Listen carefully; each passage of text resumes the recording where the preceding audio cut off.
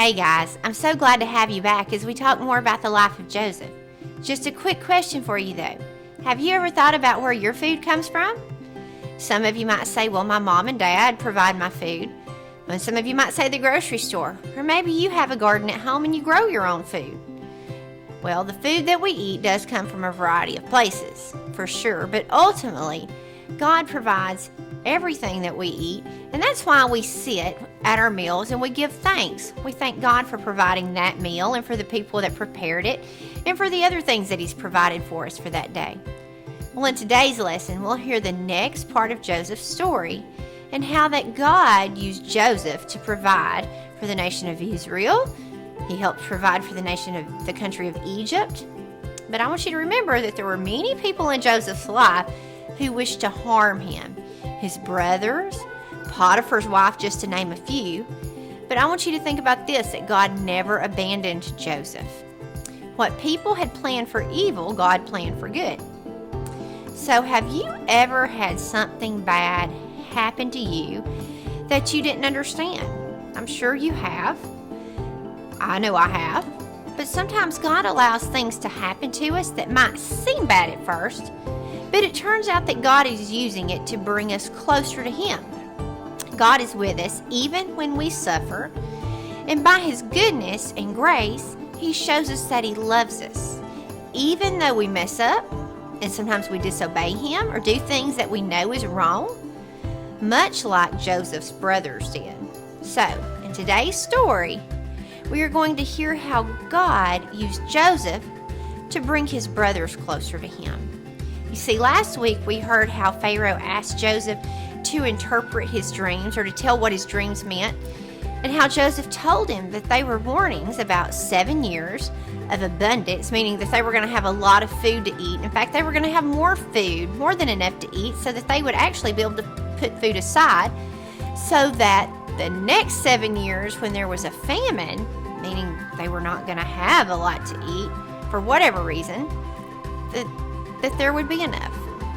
God had revealed the dream's interpretations as well as a brilliant plan to help save the nation of Egypt and surrounding countries. You see, Pharaoh had put Joseph in charge of collecting and distributing all of the food. It says over in Genesis chapter 41 that when the famine had spread over the whole country, Joseph opened all of the storehouses, the places where he had stored the food, and he sold grain to the Egyptians, for the famine was very severe throughout Egypt. Not only was it very severe throughout Egypt, but all of the world came to Egypt to buy grain from Joseph because the famine was severe everywhere. Well, guess what? When Jacob learned, and remember, Jacob was Joseph's daddy, that there was grain in Egypt, he said to his sons, "Why do you just keep looking at each other?" He continued, "I have heard that there is grain in Egypt. Go down there and buy some for us, so that we may live and not die." So, remember, where did Jacob send his sons? Well, he was going to send them to Egypt. But do you guys remember how Joseph got to Egypt? Yeah, that's right. His brothers sold him into slavery, and that's where Joseph got taken to. Well, let me ask you, when the brothers get there, do you think the brothers recognized Joseph when they arrived in Egypt? Well, no, they didn't, because he looked really different, because he was dressed as the Egyptians dressed, and he had grown up into a man. He didn't look like the young boy or the young man, teenager that they remembered. Well, when they got there, the brothers bowed down to Joseph, not realizing that he was the brother they had sold into slavery years earlier. And they might not have recognized him, but guess what? Joseph certainly recognized them. So let me ask you this. How do you think Joseph's going to react to seeing his brothers? I mean, they had sold him into slavery. But Joseph did something. He remembered his dreams about them. Remember how he had the dream that they would bow down to him? Well, he told them this: "You are spies. You have come to see where our land is unprotected." And they said, "No, my lord," they answered. "Your servants have come to buy food. We are all the sons of one man. Your servants are honest men. We're not spies." So why do you think Jacob accused them of being spies? I don't know. God had a plan, and He was using Joseph.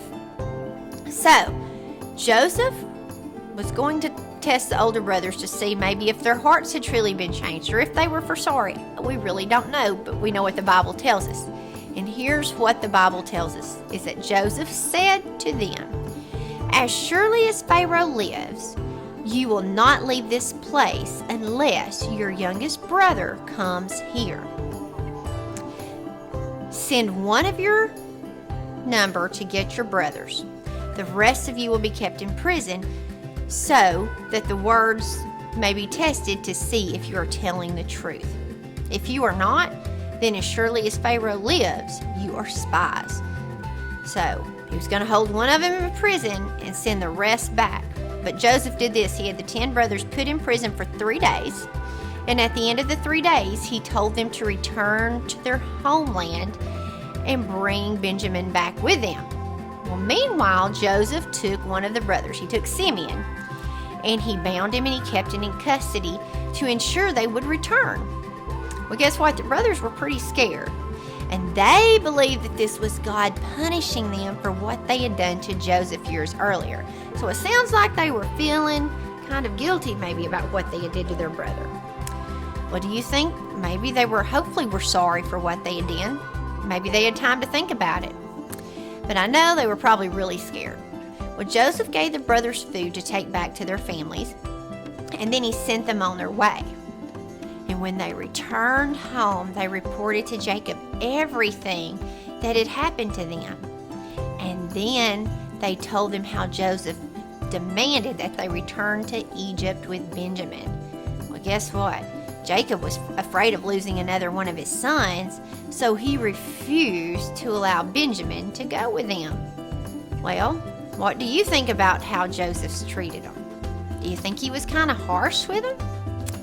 Do you think it was because he was angry with them? I don't know. Sometimes God uses other people to allow us to see our own sins so that we will confess it and turn back to Him. Maybe that's what He was doing with the brothers, helping them to see that what they had done was wrong. Though it seems like Joseph was doing something mean to his brothers, God was going to use it for good. God had a big plan. And just like Joseph's brothers, we deserve to be punished for our sins. But God doesn't treat us the way we deserve to be treated. Instead, God did this. He showed us His love and grace by paying the price that our sins deserved through Jesus' death on the cross. You see, Joseph's brothers, they needed grain for food, and Joseph showed mercy to them, and he gave them what they needed to survive. Well, like them, we need Jesus to save us from our sins. And God shows us mercy by providing for our salvation by sending His only Son. And this is a truth that we can thank God for today. And we really need to thank Him for that each and every day.